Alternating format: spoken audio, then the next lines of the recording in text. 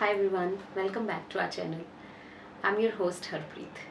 So बहुत सारे parents का कंसर्न होता है कि जैसे मोस्टली टोडलर बच्चों में कि बच्चा गुस्सा बहुत करता है और गुस्सा करता है मतलब फ्रस्ट्रेशन, छोटी छोटी बात पे गुस्सा, जैसे कि अगर उसकी बात नहीं मानी तो उसने गुस्सा कर दिया। और गुस्सा सबसे पहले ये अंडरस्टैंड करने की बहुत ज़्यादा ज़रूरत है पेरेंट्स लोगों को कि ये इट्स एक्सप्रेशन, ये एक सिम्टम है एंड वो बच्चा एक्सपीरियंस कर रहा है। और एज अ पेरेंट बहुत ज़्यादा डिफ़िकल्ट होता है इस चीज़ को एक्सेप्ट करना कि हाँ बच्चे को गुस्सा आ रहा है। तो हम अपने बच्चे को जैसे बच्चे का सैडनेस भी हम लोग एक्सेप्ट करते हैं, मतलब हम इतना हर्ट नहीं होते या फिर हम इतना डिस्कम्फर्ट फील नहीं होता अगर वो सैड है तो भी, या अगर वो हैप्पी है तब तो हमें बिल्कुल भी डिस्कम्फर्ट नहीं, इनफैक्ट हमें अच्छा लगता है। तो ये हैप्पी होना, सैड होना और एंगर होना, ये एंगर बच्चे का एंग्री होना ये भी उसी का ही पार्ट है, एक इमोशन है। Same emotion as like sadness, as like happiness, इसी तरह का एक इमोशन है एंगर। बट पॉइंट कहाँ पे आता है कि वाई एंगर, कि एंगर क्यों है या फिर किस तरह का एंगर है। अब बच्चे में मोस्टली जैसे एंगर किस लिए, जैसे टेंट्रम्स बच्चे करते हैं मोस्टली किस लिए करते हैं, फॉर अटेंशन। तो हम किसी चीज़ की डिमांड क्यों करते हैं जब हमारे पास वो कम है। अगर हमारे पास इनफ है तो वाई वी वुड डिमांड, हमें टेंट्रम क्यों करना है किसी चीज़ के लिए। तो समटाइम्स बच्चे टेंट्रम्स करते हैं अटेंशन के लिए, क्योंकि आजकल जैसे वर्किंग पेरेंट्स हैं तो हम अटेंशन पूरी तरह बच्चों को नहीं दे पाते। मतलब एक अनडिवाइडेड अटेंशन होता है वो, ठीक है सारा दिन आप जॉब कर रहे हो but it's about like 1 hour. अगर आप 1 घंटा डेडिकेटेडली उस बच्चे के लिए देते हो, मतलब बिना स्क्रीन टाइम के, जस्ट यू एंड हिम या यू एंड हर, वो पूरी तरह से दैट वो बच्चा भी रेडी होता है। वो बच्चे बहुत फ्लेक्सिबल होते हैं, दे कम टू नो कि हाँ दिन में इनका जॉब है, शाम को मेरा ट्यूशन है, दिस एंड दैट, एंड शाम को we have me time for we all of us together. तो वी वर टॉकिंग अबाउट कि क्यों है एंगर। तो एक अटेंशन रीज़न हो सकता है, या फिर कुछ फिजिकल नीड्स होती हैं, हो सकती हैं उसका न्यूट्रिशनल कुछ डेफिशिएंसीज हों, जैसे जिंक डेफिशिएंसी होती है बच्चों में, बहुत कॉमन है। तो इस तरह की कुछ डेफिशिएंसीज रहती हैं कि बच्चा इरिटेबल फील करता है इस तरह का। या फिर कई बार बच्चों का रूटीन नहीं होता बच्चे का, तो पेरेंट्स की वजह से या शिफ्टिंग्स की वजह से उनका रूटीन बार बार डिस्टर्ब होता है, तो वो बहुत इरिटेबल होते हैं। तो दे कैन नॉट प्रोसेस, बच्चों का मतलब they are still developing their brains, तो वो लोग इस चीज़ को प्रोसेस नहीं कर पाते कि अपना इमोशन, मतलब उनको समझ में नहीं आ रहा बेसिकली कि उनके साथ क्या हो रहा है। तो उनको इरिटेशन, ये फ्रस्ट्रेशन होता है and they burst out in anger. अब एज अ पेरेंट हमें बहुत डिस्कम्फर्ट भी फील होता है, क्योंकि हम शायद एक्सेप्ट नहीं कर पाते कि इतना इंटेंस इमोशन इस छोटे से बच्चे में क्यों है। तो इस पर रूट कोज में जाना ज़रूरी है, बिकॉज कि कहाँ से आ रहा है, क्यों आ रहा है। कुछ अटेंशन उसको लैक लगता है, या उसको लव लैकिंग लगती है कि हम पूरी तरह से प्यार, अनडिवाइडेड प्यार या अनकंडीशनल प्यार क्या उसको नहीं दे पा रहे हैं, या फिर स्कूल में कुछ ऐसा चल रहा है कि वो प्रोसेस नहीं कर पा रहा है। बहुत सारे रीज़न हो सकते हैं एंगर को लेके। तो as a parent we need to find out कि एंगर क्यों है। समटाइम्स तो बहुत सिली रीजंस होते हैं कि जैसे बच्चा हंग्री होता है लेकिन बच्चे को वो प्रोसेस वो नहीं कर पाता कि हाँ मुझे भूख लगी है। तो मेक अ टाइम टेबल कि हाँ ये टाइम्स हैं, ये स्लॉट्स हैं, इनमें इसको कुछ खाने के लिए देना है, तो वो ईजी हो जाता है बच्चे के लिए भी। और एज अ पेरेंट भी आपको बार बार वो ध्यान नहीं देना पड़ता कि हाँ इतने घंटे हो गए ऐसे करके। तो बहुत छोटी छोटी चीज़ें होती हैं जिनमें यू कम टू नो कि क्या रीज़न हो सकता है। अटेंशन बहुत बड़ा रीज़न है वर्किंग पेरेंट्स में। बच्चे, बहुत सारे छोटे बच्चे अटेंशन फील करते हैं कि उनको पूरी तरह अटेंशन नहीं मिलता।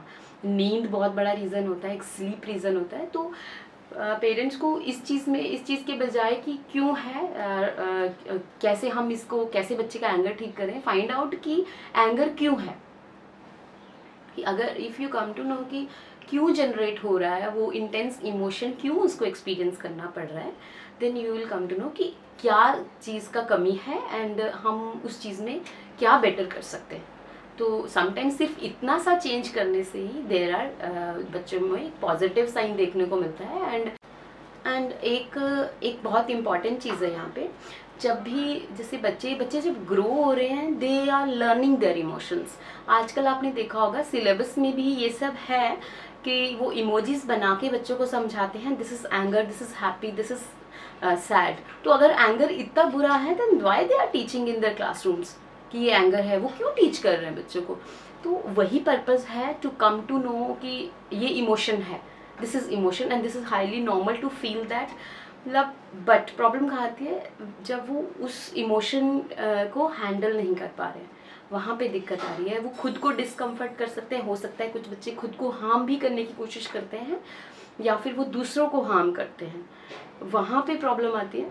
तो इसमें बहुत एक बारीक सी चीज़ है कि उस टाइम पे बच्चा जब एंगर एक्सपीरियंस कर रहा है, जैसे वो चिड़चिड़ा हो रहा है, फ्रस्ट्रेट हो रहा है, don't try to distract, don't try to distract him, stay calm as much as you can, stay calm and let her feel that emotion।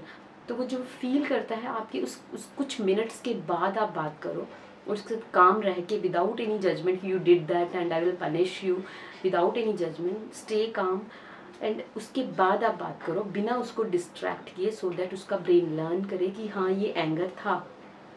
And अब जब आप उस एंगर के बारे में उससे बाद में बात करते हो कि बेटा ये क्यों हुआ, क्या फील हुआ, तुम्हें उस मोमेंट पे क्या लग रहा था, तो then he come to know कि मम्मा तब बहुत काम थे।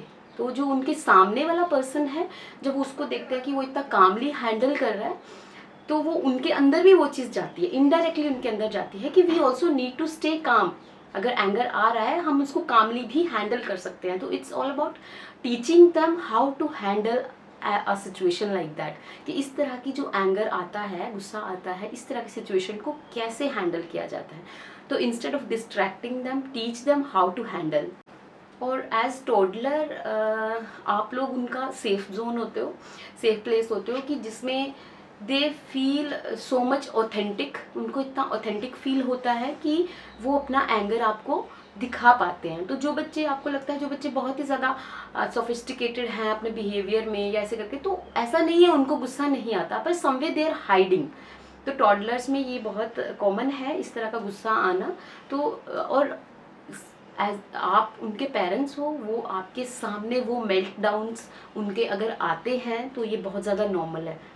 अगर वो आपके सामने पूरी तरह से ऑथेंटिकली 100% वो जो फील कर रहे हैं, वो जो एंगर, फ्रस्ट्रेशन, वो जो फील कर रहे हैं, वो अगर आप एज अ पेरेंट आपके सामने पूरी तरह बता पा रहे हैं अपना जो भी वो फील कर रहे हैं, इट मीन्स आपके बच्चे ऑथेंटिक हैं। वो पूरी तरह से, वो बेचारे हाइड नहीं कर पा रहे चीज़ों को, वो हाइड करना भी नहीं चाहते, वो सेफ फील करते हैं अपना एंगर आपको शो करने के लिए।